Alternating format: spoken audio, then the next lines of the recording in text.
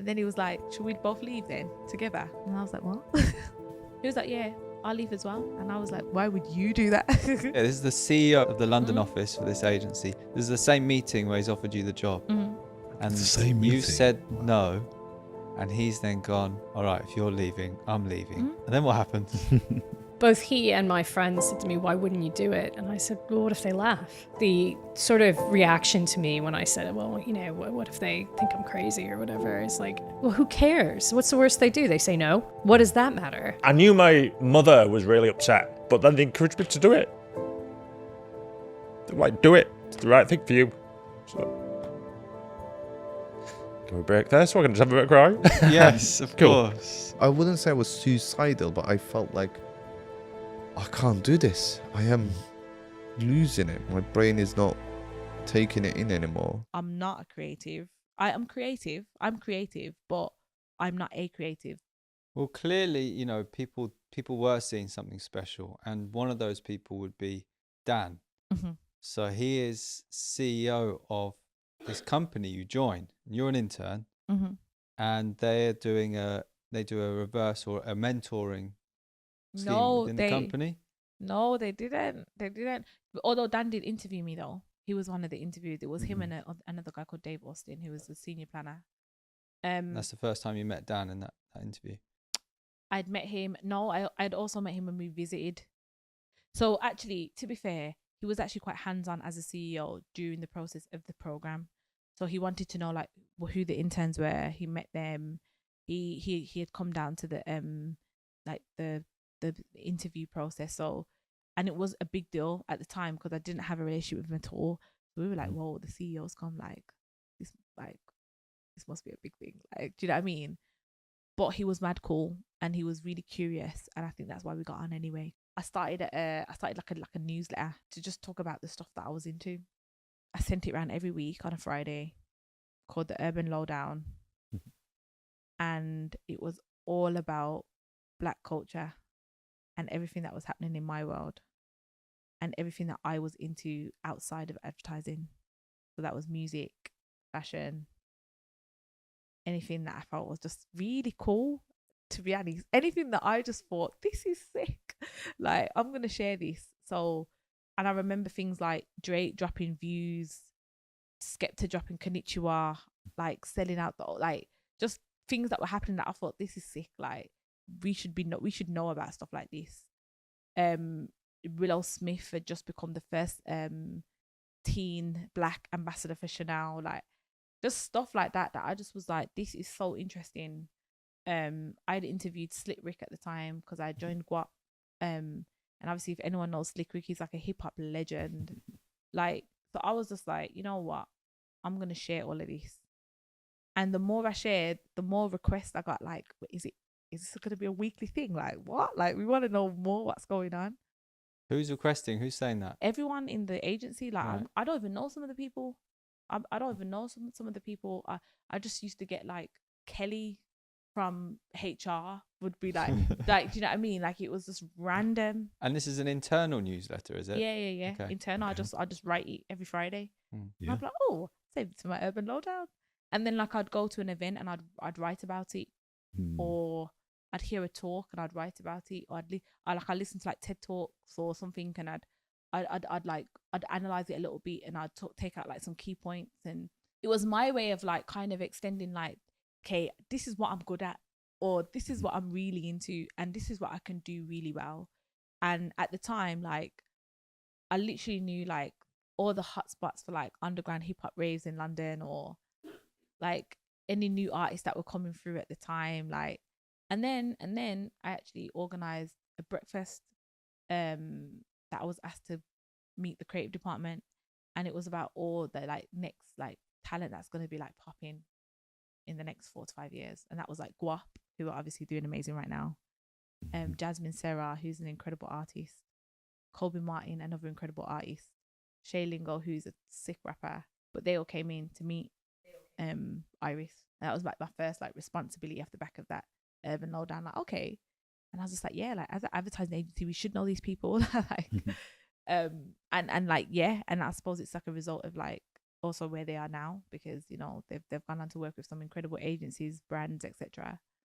And I suppose the agency itself, Dan in particular, started to be like, okay, I really understand why this is important for us as an agency that talks about culture and talks about being in culture, but actually are we really?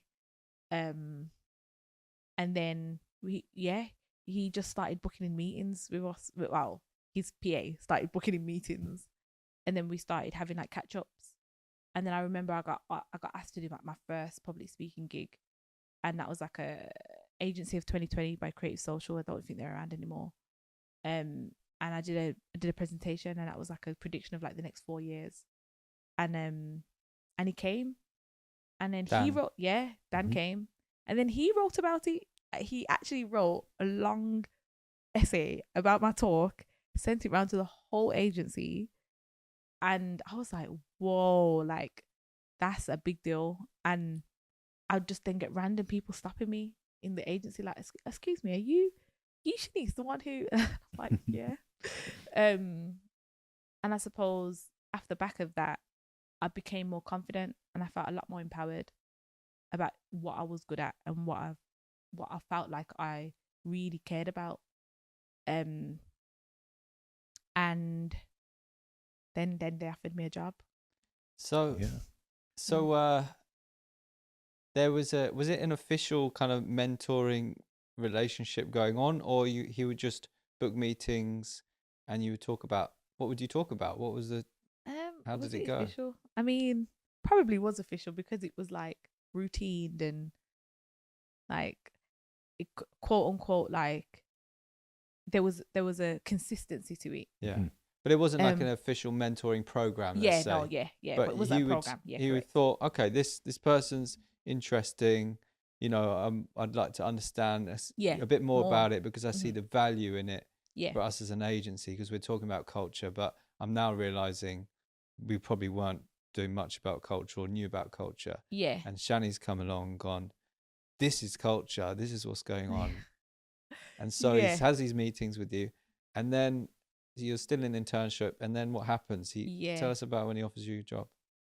Yeah, just going back to what you said about like, no, probably not. I think they were doing interesting things, but I think they weren't on the pulse as much as they thought they were. So I think it's more a case of like, for a wider context, the brands that they were working with were like asking them to do stuff or source things, and they were like, oh, we have the ability to source this, but actually we should have the ability to do this at pace. And it wasn't happening at pace. It was like going through different loops and hoops. And then like I would talk to like the creative director, for example, on Adidas, and he'll be like, I'm looking for some MCs in Manchester. Do you know any? And I'm like, yeah, of course I do. What? Like, that's my bread and butter. Do you know what I mean? And he'll be like, all right, cool. And then like they realize that, okay, that's what we need in the agency. People who we can just go and have a conversation with across the desk, rather than taking all these processes and to different agencies or agents and stuff. So I think it was more about, there's something here about process and structure that isn't quite right when it comes to connecting to culture. And Shanice is showing us that we have the ability to bridge that gap if we wanted to. And then Dan, I suppose, got more intrigued about that. And he would just ask me stuff like, you know, where do I come from? Like, what am I into? What else am I doing outside of this? He would ask me about GWAP, because I was also working at GWAP. He was, you know. Tell us about, just briefly, what is GWAP? So GWAP at the time was the world's first video magazine. And they are all about established and emerging creatives, so putting them on. At the time, it was mostly in and around music, but now they're a multi-platform. So they have like a podcast studio. They also have their agency called GA. They still have their magazine. And then they also just put out content. So at the moment, for example, they have their mentoring program that they're running with the Adidas Originals. And they're Kurt Geiger's agency. And they are also Kurt Geiger's lead agency now, yes. But initially, I'd started with them doing like brand and talent management. So when I was doing all of that, it was super cool, because I was writing and I was like sourcing like volunteers for writers and editors, etc. Was this were you full-time internship at Iris? Yeah, at Iris. So how were you doing that and GWAP? I don't know. It was just I don't know. I was just hustling. I don't know. Yeah, just balancing the two, I think. And I was just taking what I knew and exchanging it, and then, like I said, bringing them in there, and then I think he offered me a job, and he was like, he goes, I'm gonna offer you a job. We do want to keep you. We don't actually know what the title is, but we do want to keep you. So, what do you say? And honestly, I was really happy that they were or wanted to consider me, but I just couldn't do it. I was just like, yeah, nah. I said I appreciate it, but I'm gonna have to decline. Yeah, So why? Yeah, you got this Why? great opportunity. You know, it's like job, salary, your life, get on the career ladder. Lots of people wouldn't think twice, and they'd just be like, yes, let's do it. You're a celeb in the agency. People are stopping you. What they're made taking Shannie go, selfies. thank you, but no? Yeah, it was literally thank you, but no thank you. Can you remember what was going through your mind? I think at the time I just thought like, this is sick. Like, I've actually surprised myself, even, like, amazing. However, my day-to-day is not what I imagined it to be. I'm not excited every day. I don't get that much responsibility, because the reality is I'm an intern, and these that don't rate me. So you rate me, but you don't really. Like, do you know what I mean? I had some instances in the agency itself what I didn't feel comfortable with. Like what? Just like small stuff. Like, I remember vividly someone telling me that, I think you should consider reading more Grazia in OK magazine, because, you just need to open up your mind a bit. And I was like, are you joking? Ironic. I was literally like, are you joking? That you gotta be joking. Everyone in this agency reads OK and Cosmopolitan. I'm literally the only person that's probably picking up a Vice or Hunger magazine, and you want me to open up my mind? Like, what? Like, you just find yourself having really strange conversations like that, and you think to yourself, wow, okay, nah. Like, this is not the place for me then. Like, it's just not the place for me. The clients were very mainstream, so although the audiences, some of them would have been targeted at maybe young black boys in football, but that wouldn't have been like the main target audience, because at the end of the day, they still got to sell like a boot, which is a universal like football boot. So in fairness to them, they weren't always trying to target like, black people or Muslim culture or anything like that. But it was a case of them feeling like they knew, if they got that brief, they knew that, oh yeah, we could do that. When the reality is they probably couldn't. But at the same time, I also don't think it was a conscious decision. I think it was an unconscious thing. Like, yeah, like, of course we have the ability to do this. We're one of the best agencies in London, so why wouldn't we take on this challenge, not knowing that the challenge is a structural challenge. Like, you need to take that on in a structural context inside the agency in order to then take on that. And I think a lot of these things I would express like around to Dan, like, I've got no problem working here. Like, I feel like you're a sick agency, but the reality is that it's not my world. Like, and I don't know how welcoming you would be to my world, because I'm still getting told that I need to read OK magazine, and there's obviously a mentality here where I find myself, I'd probably have to defend myself a lot of the time, rather than feel like, oh yeah, I can bring new ideas to the table. Do you know what I mean? So it's great me sending a newsletter around and everyone reading that on a Friday. But ultimately, how many of these ideas are we going to implement that back into the work? Do you know what I mean? And you're someone, obviously, from your life who's been about taking action and making a difference from 14 years old. Exactly. And obviously, they didn't have that context, so they really did not. To be honest, Dan probably even seen more of my potential than I even saw my potential. But again, it was just like, oh yeah, but she's how old is she? She's like 21, 22. Like, what does she know? Like, do you know what I mean? So you say to Dan politely, no, thanks. What do you think is going through his mind? Huh? Like, he was like, okay, why not? Like, and you know what? He was great about it, actually. He was like, he asked me why. I think I said why. And then he was like, all right, then cool. He was like, you know what? Fair enough. Fair enough. And then he was like, should we both leave then together? And I was like, what? He was like, yeah, I'll leave as well. If you're going to leave, I'll leave as well. And he literally said that. And I was like, but why would you do that? So let's just be clear. This is the CEO of the London office for this agency. This is the same meeting where he's offered you the job. Mm-hmm. And It's the same you meeting? said Wow. no. And he's then gone, all right, if you're leaving, I'm leaving. Just like that. And then what happened? And then he was like, okay, I got to have some conversations first. But he was just like, but ultimately, let's do it. I didn't believe him, if I'm honest. I was a bit like, okay, but why would you do that? That, like, me turning down a job, an internship at junior level, I can kind of understand. I get why people would be like, why are you doing that?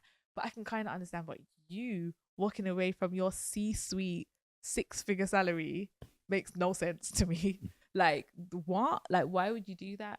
And he'd been in that job at the time, since 2011, I think he became CEO. Yeah, like 14 years. Like, he'd been CEO for about 7 years, but he'd been in the job about 14 years. So yeah, again, it's like, huh? he'd been managing director of the Shanghai office. Yeah, he opened all the office, well, most of the offices around the world, Singapore, Wow. Sydney, like, and so this intern comes in, says, I'm leaving. He's like, okay, I'm off too. yeah, ultimately. And he'll be like, like, you know, if you talk to him, he'll be like, oh, it's all Shannie's fault. Like, why we started the agency. But ultimately, like, no, he's great because it takes a lot, I think. And even just like when we talk about, like, it's hard enough as a young business being taken seriously and saying that you're gonna, like, you know, change advertising, and it's hard enough just having that mission and being whoever you are. Never mind me being some 22-year-old from Birmingham, like, no experience in the advertising world.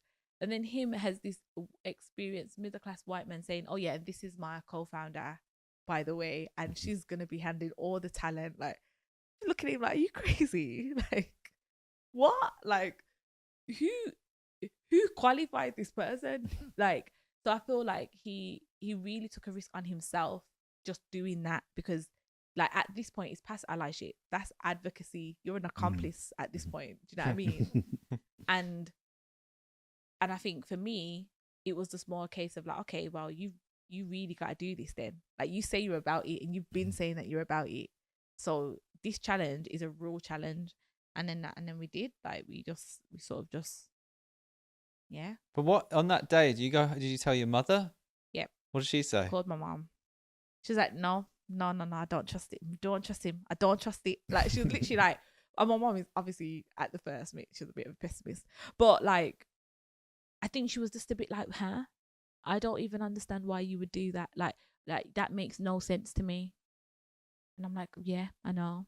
I don't know what to do. Like, what do I do? Like, and she was just like, well, talk to him again, and then get it in writing. Like, she was like, what? Like, and then I did. We spoke again. In fact, we spoke every day after that. Really? Yeah. In person? In person, yeah, in person. And then we were going back for, like, the Christmas period, like, where you have like a week and a half off. I was going back to Birmingham, so I went back to Birmingham, and he sent me a phone in the post and said, "This is your work phone. See you when you get back." Wow. What phone was it? Oh, it was like an iPhone 5, I think. Wow. Nice. Yeah, at the time. I mean, this was like 7 years ago. Yeah, that was the team. But yeah, but to me, it could have been a Nokia 3310. Like, I was just like, whoa, like, do you know what I mean? Like, what is, like, okay, this is a serious thing. And first of all, I had never been on one of them people to be having work phones and personal phones. Even that was new for me. Like, what? So even that was like just new transitions. Do you know what I mean? And new waves of working. And then moved back, and then we didn't even know what it was called at the time, to be fair. It was just an agency. And he'd put in his notice at this point, or? Well, not really, but he had began conversation because Iris were our original investors. So yeah, at that point then you gave, Okay, so Iris invested in the company you started together. Yeah. Wow. Okay. That's cool. Yeah. And so, you got a question? No, I thought you were gonna carry on there. You're in the flow. So you get together. He sent you a phone, and you incorporate the company in 2017. Is that right? Mm-hmm. And you start trading June 2017. by June. And the first conversation you'd had about starting a company was when? November 2016. So it's about just over 6 months. Yeah. The company was up and running, and you brought on 3 other co-founders. Is that right? Who were they? So we had a creative director. Her name is Katie Sumption, Chris Grimwood as client director, and Bill DeGroot, who is culture strategist. Okay. So we worked together like quite intensely for the first 2 to 3 years. Yeah. Wow. So there's 5 of you at the beginning, and got some investment. And what was that first year like? What do you remember? How were you feeling?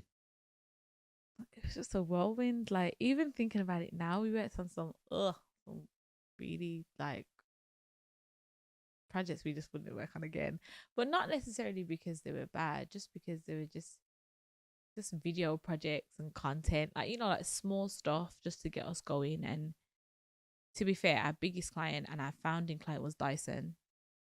And we were working on the air purifiers, and we had teams up in Malmesbury working with the client directly, and that was still a really big deal for us because it's like, one, it's Dyson, and they're the ones that taken a really big chance on us, and we have the story to talk about that and the case studies to talk about that. The more we started talking and the more we started doing stuff, the more we started venturing into like, oh, could we do a music video? So we also did a music video, and it was like, oh, could we do some video content for like this recruitment company? And we did a video content for, and it was just a bit random. Like, everything was just a bit random, but also everything aligned to what we believed in as well. Like, we were practicing the idea of like, building teams that made sense for the project and being representative. And we started putting on our creative storyteller events, and our first one was at Red Bull. And I remember saying, yeah, we're gonna sell out, and we did. And we had a great speaker lineup of like entrepreneurs, young entrepreneurs, talking about bringing ideas to reality, which is essentially where we were starting from. And then when Red Bull co-signed us, it was like, okay, yes, sick, where are we gonna go next? And then Twitter offered us their space, and then after Twitter offered us their space, we said, all right, cool, we got Converse as a client, can they offer? And then they offered, and then we started to build a real credibility around like brands and like talking about the things that we really wanted to be doing. And then we were doing research, and we were doing it off our own back, and we were building relationships with like universities and colleges and sixth forms and stuff, and doing talks. And I think that proactivity around us as an agency, just trying to build a message around inclusivity, then allowed us to then tap into clients as well, because clients were like, oh, okay, yeah, sick. And that's where community building came in for me anyway, because we built a real community, and we have built a real community around the guest list and like just everything that we have. So people really trust us with that. So you've gone on to start 1 month mentors. Yes. Which originally was like a pilot. You ran it for a month in Black History Month in what year was 2020. that? 2020. And that's gone on. You've gone on to partner with Clark's on that project, right? Yeah. Tell us a bit about how that developed and evolved, and was that your idea? And it's in July 2020. You hear about a role as a CEO. I do. And what's your first thought? Yes, I'm ready. Let's go for it. I am ambitious, no matter what the tests say. Or do you feel like, oh, am I ready? So I read the email. So there was an internal email saying we are looking to fill this role. I knew the person who was leaving the role. We worked together. And I read it. And I saved it, but I thought about it for a while. And at some point, I think I spoke to one of my closest friends in the business and said, oh, they're hiring for this role. I was thinking about maybe I should put my name forward. Of course you should. I don't know. Had a similar conversation with my husband. What did he say? Both he and my friends said to me, why wouldn't you do it? And I said, I said, well, what if they laugh? And what if they laugh at you for applying for the role? And I don't, and I like, I say that now and I laugh at myself a little bit, but I think it was exemplary. I was not particularly connected into the mainframe. I was at an MD level, you are one step below being connected into that on a regular basis.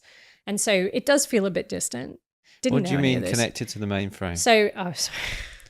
That's not, but like, so if once you're at that CEO level, you are not only running your agency, but you are part of the senior leadership team across all the Dentsu brands. So you are more connected in with the sort of the main leadership of Dentsu, the holding company, as well as, so the UK CEO, all the people who sit in the center in very high leadership positions. They aren't very well connected to anyone below that CEO level on a day-to-day basis. I mean, certainly. So that's a room you haven't really been in before. Not much. So you feel like, oh, who am I to apply for this role? So they're going to go, and Dentsu X was an interesting one. And one of the reasons I did feel like I should apply for it is at the time, Dentsu X was still an integrated creative and media shop. And that is ironically, it's my sweet spot. After years of trying to prove to people that I was one or the other, that actually, because I've been both, that puts you in a really rather unique category. I knew at some point it would make me marketable. That's not true, by the way. I never thought it would, but it did finally turn into being a positive. But so the sort of reaction to me when I said what if they think I'm crazy or whatever, is like, well, who cares? What's the worst they do? They say no. What does that matter? Okay. This is actually all in my head because nobody's going to think me silly for having done it.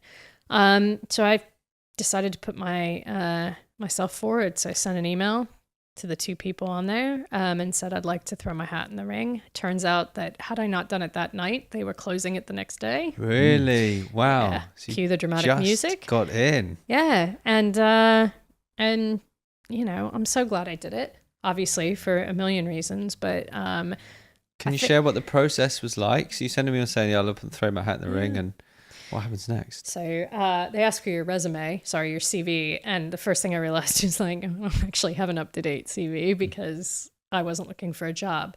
But no, it was a really not. It wasn't an incredibly long process. My first meeting was with our chief client officer for Dentsu and then the head of HR for the UK. And they were sort of the first cutoff point. I remember getting the call from the chief client officer saying, I'm really thrilled to tell you you've made it through the next round. And it was because it was during COVID, it was a video call. So I couldn't let my jaw drop like I wanted to, but I was like, oh, that's amazing. But are you still thinking at this point, they're not going to take me seriously? Or at this point, what I'm thinking, so it was really interesting. That first meeting was really important in the process for me because what I decided going into it was that I wanted to be sure that I at no point, you can prepare for an interview like a test. You can study a bunch of stuff you didn't know the day before. You can learn it. You can cram it. You can go in and sound like an expert. Sometimes we're going to know that you've done that. Sometimes we're not. But it's not impossible to go in and kind of blag your way through. And what I wanted to make sure is that at no point I felt like I was doing that. So I wanted to make sure that throughout the entire thing, I knew the answers, or the answers I were giving were authentic to me, or I admitted I didn't know it. Because what I didn't want to be was getting the job on false pretenses, because I knew that would really suck. Like that I'd eventually get found out. And that first interview was really cool because at the end of it, I didn't feel like I had to blag anything. I felt happy with how I'd done, and I felt authentic. Like I felt like I'd answered authentically. And if they didn't think I was right for the job, cool. But I was proud of myself. I sort of felt like, I've done all right. And that was kind of how I wanted to feel. That I realized that's just, if I feel like that throughout this process, then cool. And if I get it, great. And if I don't, I was still really not thinking it was like it's a big deal. Like that's a big title. Yeah. So I just was sort of like, yeah, okay, I'm gonna keep taking that. So so the second call was actually with the man who is my boss now. And in prep for that, what they basically had me do is it was like, answer this question. What will you do as CEO of Dentsu X? Oh, that's a big question.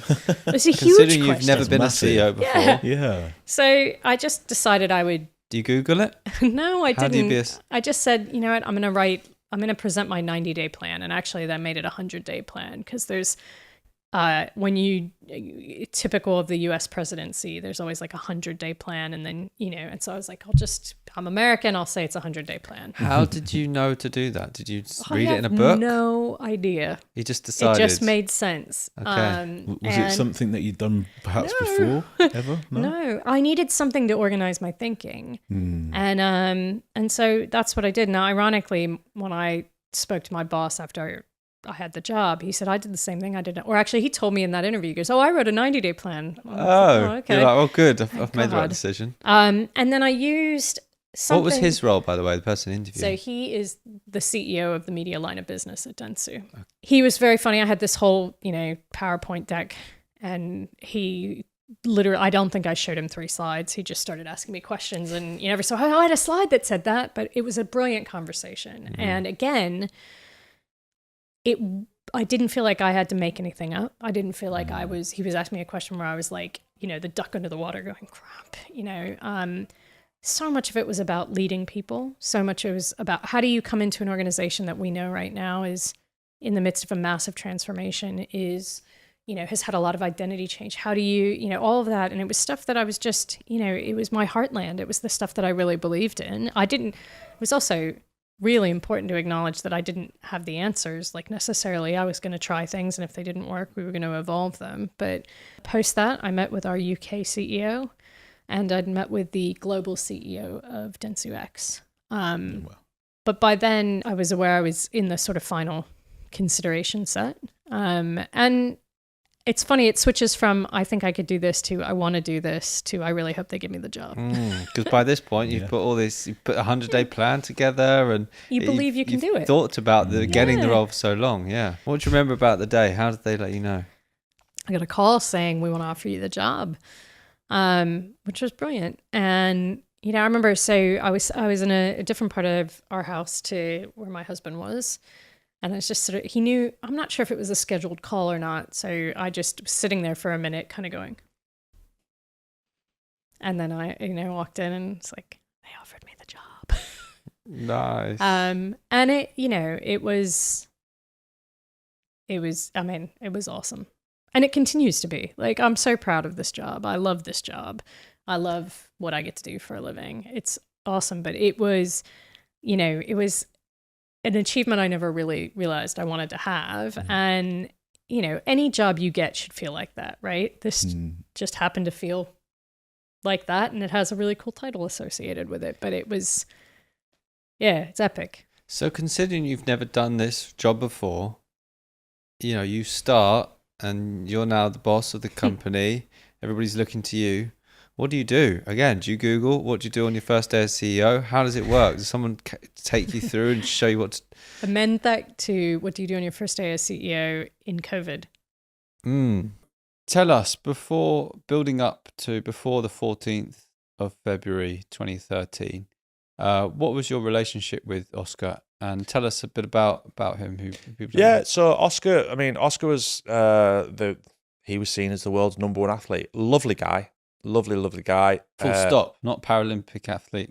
Yeah, I'd say, I remember meeting him for the first time in New Zealand. Great guy. And he was like, "Yay, Craig, I've heard you joined the IPC. Good to see you." And then we had a really good relationship. We'd exchange WhatsApps, or at that time it was SMSs. So how often would you be seeing him? At events. So when he was competing in Paralympic sport events, so World Championships, and maybe at the Paralympic Games, we met him. So in London 2012, obviously the build up to those games, he competed in the Olympics, then the Paralympics. And then, he was a great advocate of Paralympic sport. We didn't need to do too much with him because he had his own team around him building his profile. So our focus was more on people who could potentially beat him, or other athletes in other, because we've got to imagine that the Paralympics isn't just about blade runners, it's all the other athletes and all the other sports.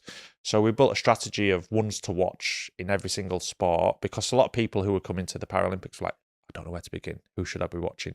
So we did athlete profiles of all the best athletes in the sports who were good media talkers, who the media could report on. And then we let Oscar with his team live by their own devices, because they were doing enough comms as it was. So, and how big was he? He was huge. He was like wherever you went, people took notice of him. He was a rock star at the time, and he also inspired a lot of athletes to. I mean, you ask a generation of Paralympians around that time, why did you get into Paralympic sport? And they'll say Oscar Pistorius inspired me. And what was your relationship with him? It was good. We had a good working relationship. Like I say, we'd exchange messages. If he had concerns, he'd ring me or he'd message me. And yeah, it was a good relationship like I'd have with any other athlete.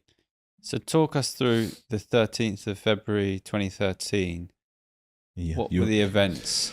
You're in Toronto. Yeah, I was in Toronto. We were on a site visit for the Pan American Games. I think the night of the 13th, I'd been out for some drinks with the Canadian Paralympic Committee, probably a few too many drinks.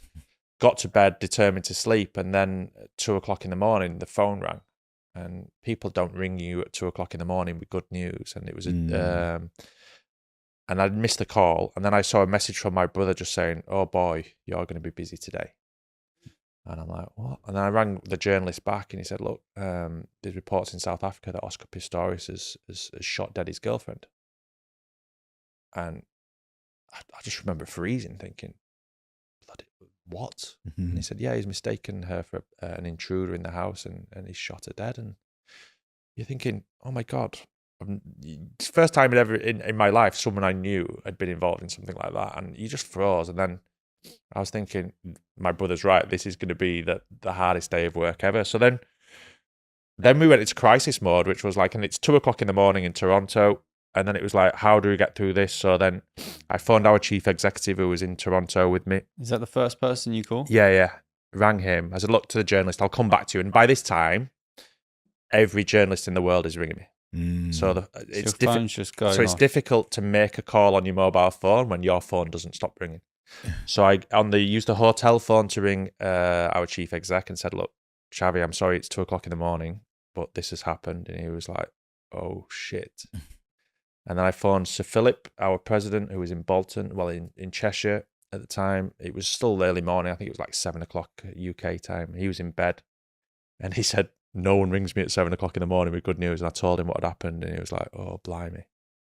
And then we just said, look, I remember sitting down with the team and I said, and I just had a few discussions with people like on the phone. I said, look, we've got to be really careful here because a lot of people were going out with statements saying, oh, I can't, poor Oscar, mistaken his girlfriend for this. And I was like, we've got to be really careful here because if it transpires that it wasn't an accident and we've been shown lots of sympathy, then we're going to get hammered. So let's play the long game here. And I remember our statement was very generic about sympathy for the deceased and their family members. What was your thinking behind that? Why did you say that? But just, you never know. You never know. I mean, all you've got is someone's dead. Something tragic has happened.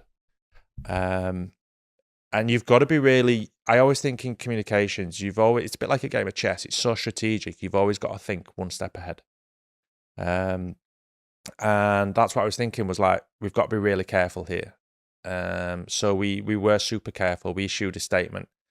And then in crises, I always think that you shouldn't shy away. You've got to try fill airtime. So we pretty much did every interview that was requested of us. And interestingly, on that day in Toronto, we were due to do a media day where we'd set up 20 interviews with Canadian media to talk about the Pan American Games. And I remember the director of communications for the organising committee in Toronto ringing me going, do you want to cancel? I went, no, we'll do them all. And that's a brave decision. Yeah, and he was like, why? And I said, we'll talk about it. So we talked about how, and the reason why we did that is we realised, look, regardless of what's happened here, Oscar's clearly probably not going to be competing soon. And we needed to show that the Paralympic movement wasn't just about one person. So we filled the airtime. We said, look, our sympathies are with the deceased and the family of Riva Steenkamp. We filled all the airtime that we needed to, talking about how the Paralympic movement was more than one athlete.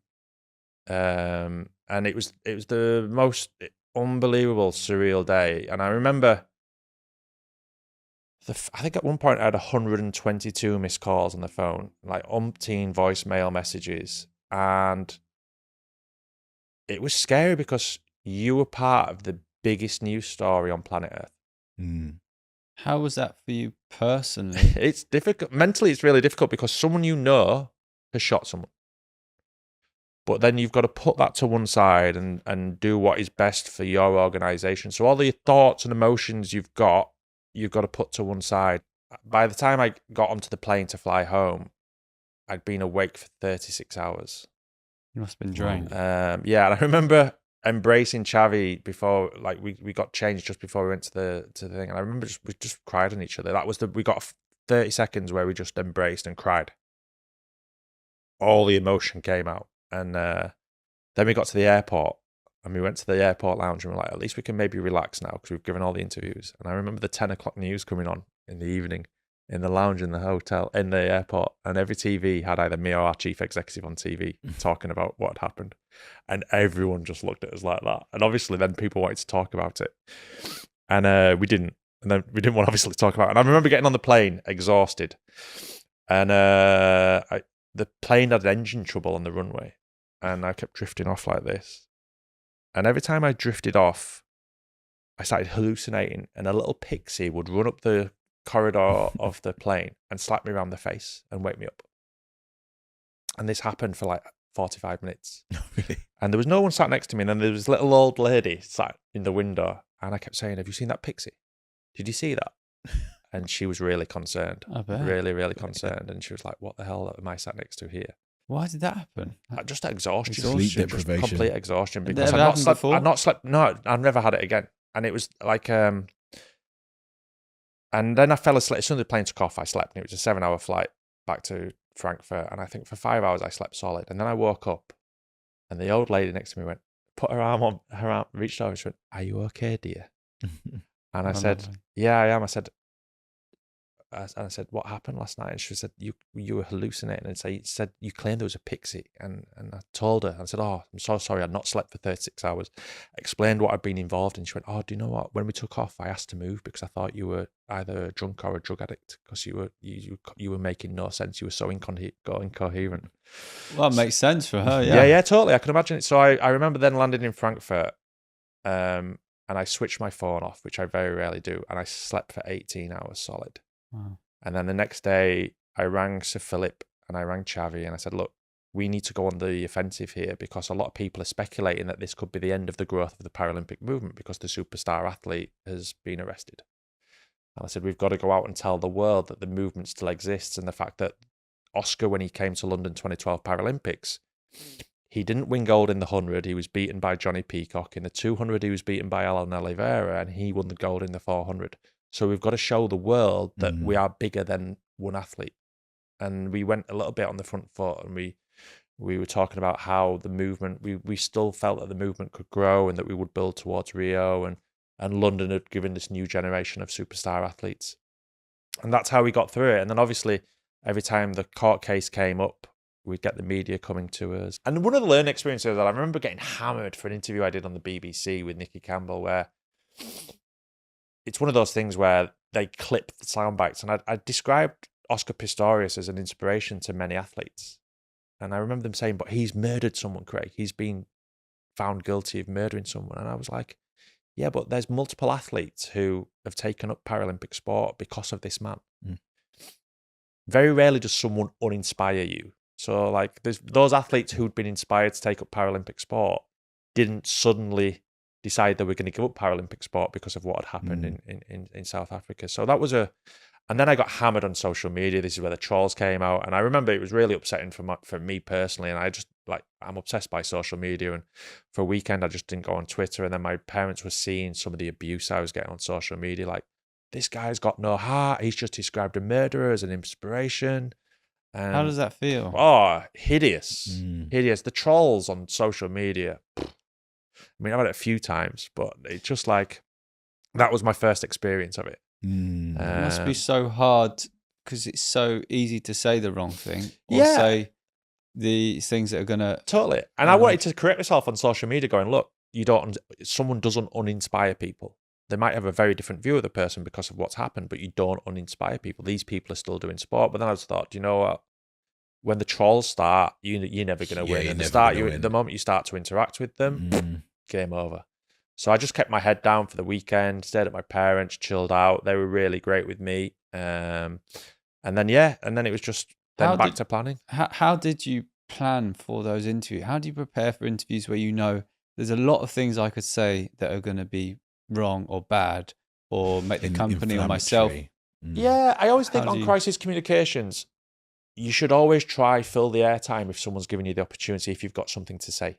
Because if you don't go out and say it, all they'll do is go get a talking head from elsewhere who will fill that airtime with stuff that they will maybe throw back at your organization and be negative.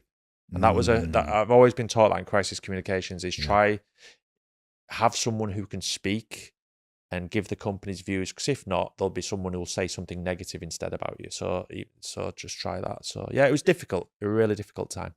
Moving forwards, you go to next Olympics is 2016 Rio. How was the preparation for that? Because things almost went bankrupt. And with Philip and Xavi gave me this amazing opportunity. I mean, the IPC at the time was 30 people. Moving to Bonn was unbelievable. Like to sell your house, say goodbye to your friends, say goodbye to your family, move to a country that I knew Germany, but to go to a place where you think, I don't know anyone in this city, and you've got to restart your life. And it was in the hardest move I've ever done. What was hard about it? Well, just saying goodbye to everyone. Like saying goodbye to your parents, to your family members. It was really difficult. I'm thinking, God, I'm going to go there. I don't know where I'm going to live. Don't have any friends there. And it was just like a real move out of your comfort zone. Mm-hmm. And it's the best thing I ever did. Especially given all that your parents sacrificed to you. That's a strong relationship. Totally. And you have to leave them, it might feel like leaving them alone. Yeah, but they were again, and I knew my mother was really upset. But then they encouraged me to do it. They're like, do it. It's the right thing for you. So, can we break there so I can just have a bit of cry? Yes, of course. I told you I'd do this. Well, look, that's what, this is a place where it's feel free to be open and show your emotions, be real, Always. That's life. Tell us about the first 2 years. How was it the first couple of years? So the first 2 years was... I wouldn't say I was suicidal, but I felt like, I can't do this. I am losing it. My brain is not taking it in anymore. So you make a step that you've never done before at this point, and you did talk. And you spoke to my colleagues. Your colleagues. Yeah. And you released and you cried in front of them on a Zoom. Yeah. And those guys are genius to me. Like them, but they were very supportive. No, they were like, do not leave. Like, you can't leave. And they got worried in a way because they're like, no, you can't leave. And I was trying to almost in my head making an exit plan. I'm gonna be like, you're gonna do this. This is what I'm gonna tell them. And what happens? I take deep breaths. I just said, I talked to my wife as well. I was like, I don't know what to do. Like, I'm losing it. Then I started putting a little bit of routine in my life. I was not doing exercising. I was not even going to a park. Like, I was just like constantly working, but my productivity was really bad because. If you're working till 1 a.m. and I fell asleep on a laptop. Like, my head just. It never. So you woke up and you were asleep on a laptop. It's like my neck is hurting. I started taking walk and taking deep breaths. I think that's like every time I'm like frustrated, just leave, take a deep breath, come back. Then I did a really crazy thing in my life I've never done. I had a paternity leave about 3 weeks. Then we had. My second son was born during December, so and our office is closed for Christmas as well. And I did a lot of holidays on it. Basically, long story short, almost for 2 months. 2 months off. Yeah, which you've never done before. Yeah, never done before. And normally, because of the size of the team as well, I always had to check emails and stuff, like respond or do bits, like we own projects. I said, guys, I am switching off. I'm not looking at my laptops unless you call me. This is what you do while I'm away. This is like completely full trust in the team. You do the thing. And they did it. And it taught me a lot. Like, what did you learn? Delegation. And I think sometimes even as leaders, right, we end up doing things ourselves. Like, Because it feels like I'll be quicker to do it myself, or I'll get it right if I do it myself. Yeah, exactly. I'll do it quicker. It'll take time to teach them. Or you say like, it's too much of a problem to deal with this client. Let me throw myself in there. But in reality, you're making the biggest mistake, because by you doing that, your team is not learning. Taking an opportunity away from them. Yeah, I think it's an opportunity. Yeah, I mean, situations still create an opportunity to learn. So it helped me to mature up as a leader and let them do their own thing. Like they do, again, I am like, I said, I'm very opinionated. I do things in a certain way. Like I specifically let people do it their way. Whereas previously I would say, no. Here's a deck as an example presentation. Do this. No. I let them do it their way. Like, a few of them, like they delivered brilliantly. Client feedback is great. Where I actually thought this is not the way I would present in my head, but I never told them this. But it shows you there's no one right way, right? Especially with what we do.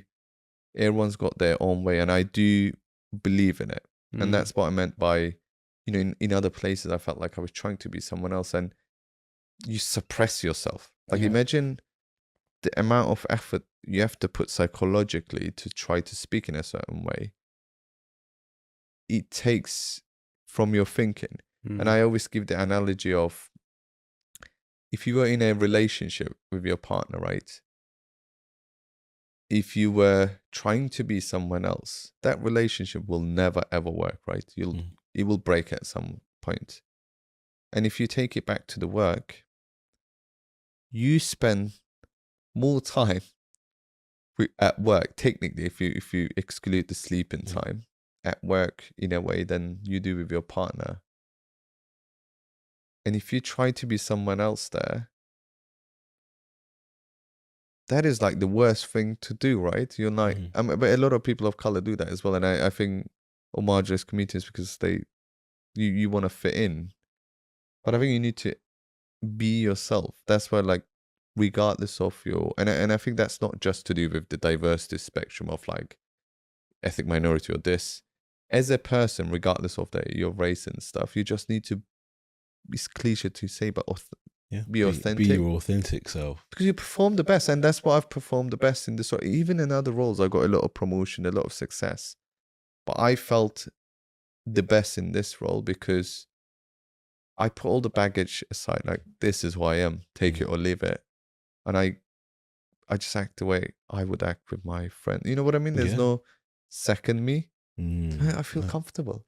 So part of what you said there has become a bit of a theme that we've begun to see, that by leaving or taking a proper break, you can go back with a new energy and a new perspective. Yeah. And this has been shared to us by a few people across this podcast series. So I think there's a lesson definitely in there, that it is important, if you can, to take a break away, to renew your perspective, because especially through the things that we've all been through. I remember lockdown as well. Charles and I, when we were setting up Unify, there was like weeks of intense calls, like literally you have half an hour for lunch. That's it. We're on Zoom back to back to back. I remember the first time we spoke to you was like 5:30 on a Friday evening. I remember that. It was a great conversation, but I remember that, and it was very intense. And you did have to look for, how can you give yourself a break? Because otherwise you'd wake up, the laptop's there, it might be 8:30, you open it, and then, who knows when you're going to shut it again.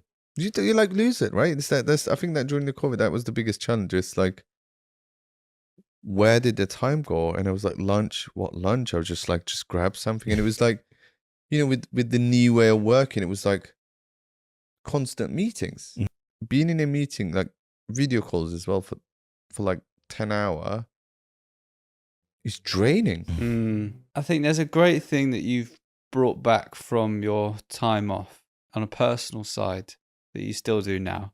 Tell us about your children and story time. Oh, yes. I've always been ambitious, right? And I guess it's the disadvantages I had when I was younger. So I was like, I need to be there, like be successful for my parents as well, like to make them proud. But that 2 months in particular, one thing that it reminded me of was, so what? Like, yes, I'm now senior, but if I don't spend time with my kids, if I don't see my family, I don't want them to remember me as the dad who always worked. Like, that's what they're going to remember. They're not going to think of me as the dad who became MD and the managing director. So I made a promise. Like, I think kids taught me being more productive and efficient. Like, so I made a rule to myself. Like, I said, look, bedtime in particular, like during COVID, I had to skip a lot of them with Zafar, our first one, and it really bothered me. Like, it's just like, this work, but I don't have the time to do, so I prioritize work. But taking that break and reconnecting, especially, with a newborn as well as Zafar, it was like this is my like religious rule almost, from 6:30 to 9, even unless someone's dying, which in most cases in our line of work never happens, I am doing bedtime. I'm doing my son's bath time. We read stories together, then we listen to stories as well. We sleep, he falls asleep, I come down. Family will always be there. And in any job that you work, even if you're the founder, if you're XYZ, you're always replaceable. But family is not. I had a lot of reflection during that 2 months. And I changed my way. I'm much happier in terms of what we do, how I operate. And I think my team is happy as well, because I give them a lot more responsibility, a lot more. They learn a lot more. And I'm there not to poke and stuff. Like, I grew as a leader where they trust me, or they come to me themselves if they have an issue. So what should I do on this? Or we have this problem, can we fix it? How? And another thing, let's say this year I took as my parents are getting very old, like 70 plus, and I said, I used to go to Turkey once or twice a year. I was like, I'm going to change this, because my dad fell ill, and it again made me realize, they touch wood, they might pass away, and I'm going to be like, I'm going to kill myself not seeing them as often. So now I go every 2 months, every 3 months. It's a must. Like, it's not a choice. There is always something to do at work. I can, take out my to-do list. There will be millions of things. But I think you have to take family and friends first. Not to say you ignore the work. And there will be times where you have to sprint, sometimes. But if it becomes a normality that you're constantly missing your kids' bedtime, or you're constantly missing things to do with family, your weekends and everything, then that is not healthy. It's not sustainable. You will blow at some point. I think that's great advice and a great example there for people who are driven, want to be successful, want to achieve, whether that's in business or their career, that you've got to remember the things that do really matter and get things in balance. And think about, at your funeral, they're not going to say, he increased the company by 200% in year 1, and then year 2 they doubled that, and it's going to be, how he was as a father. Oh, he was never there, but he loved us. Or they're going to say, he worked hard, he provided, and he was there for us. He always made sure he's there for bedtime. They will say that,